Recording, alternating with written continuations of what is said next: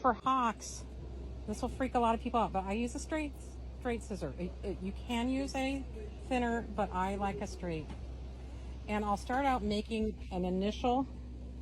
You want to see, we talked about the rear and how most dogs can be, this point of the hip, her point of the hip is right here.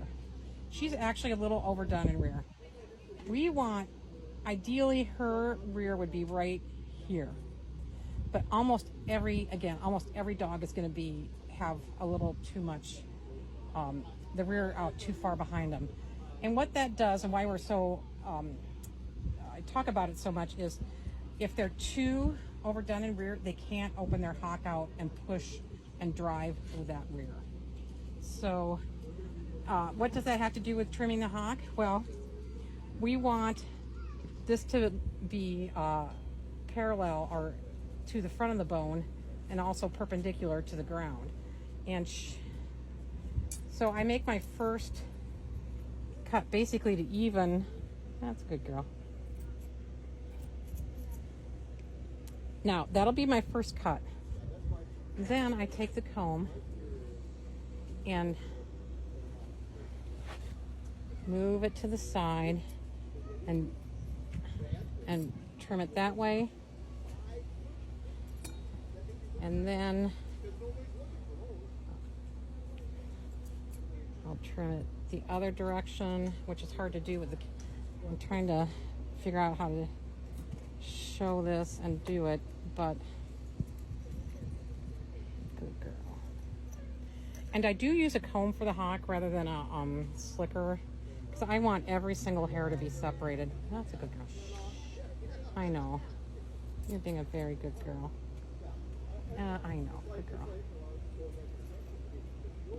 So basically, when you look at the hock from the rear, the side, you want this a straight line.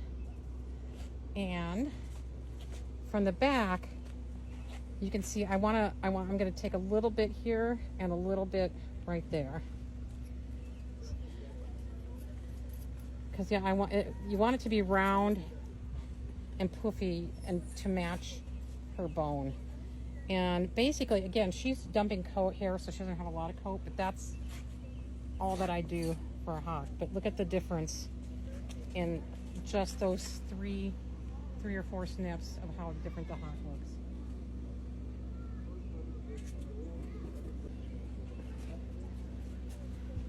So I'll do this other one too.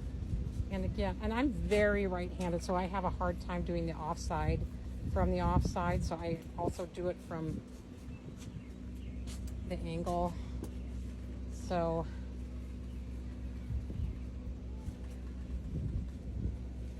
these hairs I'm going to get out of the way because that's actually her skirts, and then I'm just going to trim around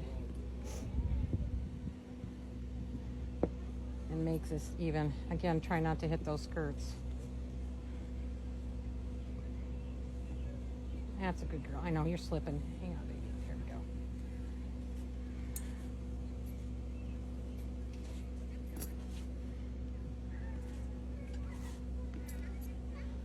Now you can see her hocks grow a little different on each side. This one has more of an S curve. There's not hair filled in here. So when that happens, I'm going to take this inside and make it a little shorter and try and round it so when she's going away, she doesn't look like she's cow-hocked or something. Now, Katie asked me a question, do you trim them differently if they're cow-hocked? Yes, I do. If a dog is cow-hocked, actually I want to shorten the hair up even closer to the bone, because any length of hair is going to exaggerate a fault. So some people think they want to leave it longer and then try and mold it or cut it one way or the other. But when a dog's moving, this hair is always going to move. And even with chalk in it, it'll move and flip a little bit. So for me, trying to sculpt a hock doesn't work very well. So I would just, if the dog is cow-hocked, I would just shorten the hair even closer to the bone. And like I did on this one, take a little bit more off the inside.